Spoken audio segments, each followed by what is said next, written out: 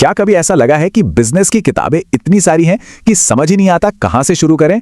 बस इसी उलझन को सुलझाने के लिए हमने 40 बेहतरीन किताबों का पूरा ज्ञान लिया, उसे निचोड़ा और बनाया है एक ऐसा टूल किट जिसे कोई भी आसानी से समझकर इस्तेमाल कर सकता है।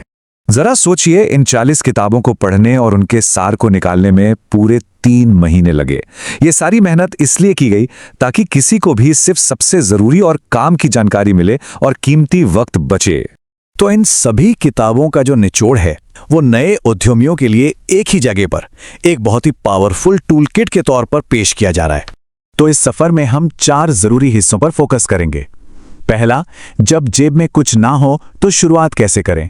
दूसरा, बेचने की कला में माहिर कैसे बने।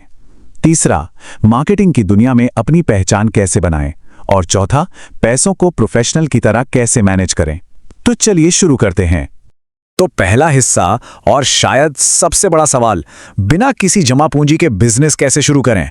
आइए देखते हैं कि बिना पैसों के भी एक मजबूत नींव कैसे रखी जा सकती है। किसी भी शुरुआत के लिए ये 5 कदम बहुत जरूरी हैं। चलिए अब इनमें से कुछ सबसे दिलचस्प और काम के आइडियाज को थोड़ा और गहराई से समझते हैं। अक्सर हमें यही सलाह मिलती है कि अपनी कमजोरियों पर काम करो, उन्हें सुधारो, लेकिन असली सफलता का राज कुछ और है। वो है अपनी कुदरती प्रतिभा को पहचानना और उसी पर सारा जोर लगा देना। टाइगर वुड्स का उदाहरण लेते हैं। अगर उन्हें और मुझे बराबर कोचिंग भी मिलती तो भी जीतते तो वही है ना, क्योंकि उनके पास जन्मजात टैलेंट है। तो सबक ये है कि कमजोरियों को ठीक करने में वक्त बर्बाद करने से बेहतर है अपनी ताकत को 100 गुना बढ़ाओ। चलिए बिजनेस मॉडल कैनवस को मेंबरशिप बिल्डर्स के एक आसान से उदाहरण से समझते हैं। इस कंपनी ने देखा कि यूट्यूबर्स और उनके फैंस के बीच सीधी बातचीत की एक बड़ी कमी है। बस यही बन गया उनका वैल्यू प्रोपोजिशन, मतलब वो खास चीज जो वो अपने ग्राहकों को दे रहे थे।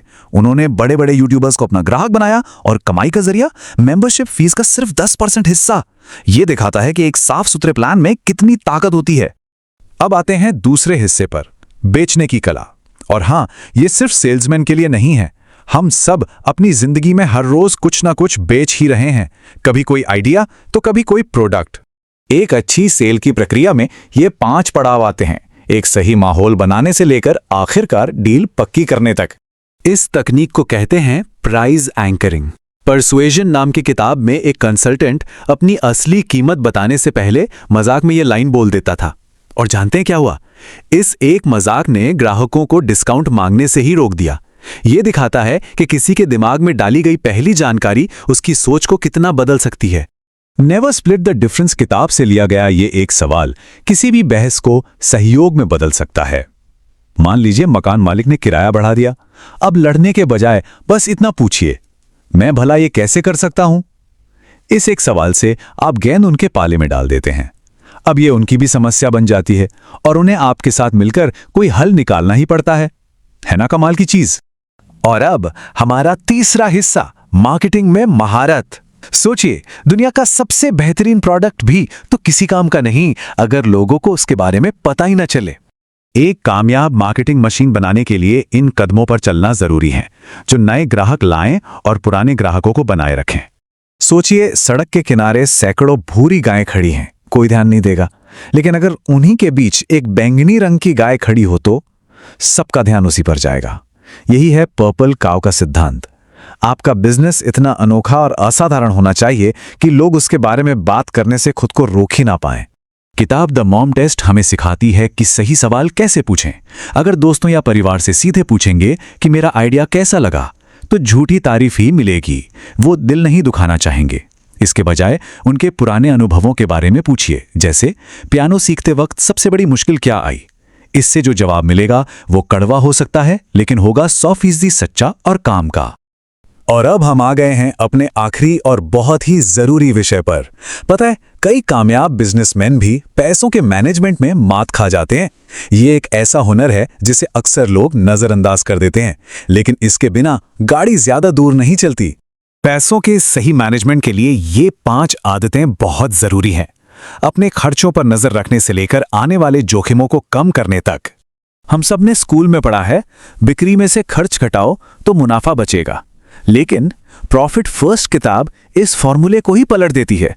ये कहती है बिक्री में से पहले अपना मुनाफा निकालो और जो बचे उसी में खर्च चलाओ। ये सुनने में उल्टा लगता है, लेकिन ये तरीका बिजनेस को कम पैसों में ज्यादा कुशलता से काम करने पर मजबूर कर देता है। चलिए एक छोटी सी पहेली हो जाए, ज्यादा सोचना नहीं है, जो जवाब दिमाग में सबसे पहले आए उसे पकड़ लीजिए। अगर दिमाग में तुरंत 5 सेंट आया तो चिंता की कोई बात नहीं, ज्यादातर लोग यही सोचते हैं, लेकिन सही जवाब है 5 सेंट। ये पहेली थिंकिंग फास्ट एंड स्लो किताब के एक बड़े सिद्धांत को समझाती है। हमारा दिमाग 2 तरह से काम करता है। एक है सिस्टम 1 जो बिजली की तरह तेज है और अंदाजे से चलता है। दूसरा है सिस्टम 2 जो थोड़ा धीमा है लेकिन सोच समझकर और लॉजिक से काम करता है। बिजनेस में बड़े फैसले लेते वक्त हमें अक्सर अपने तेज नहीं बल्कि इसी धीमे दिमाग की सुननी चाहिए। द इंटेलिजेंट इन्वेस्टर किताब का ये मिस्टर मार्केट वाला आइडिया शानदार है। ये हमें याद दिलाता है कि बिजनेस के फैसले भावनाओं में बहकर नहीं बल्कि डेटा और तर्क के आधार पर लेने चाहिए। बाजार आज ऊपर है, कल नीचे होगा। इस रोज के उतार चढ़ाव को अपने बड़े फैसलों पर हावी नहीं होने देना।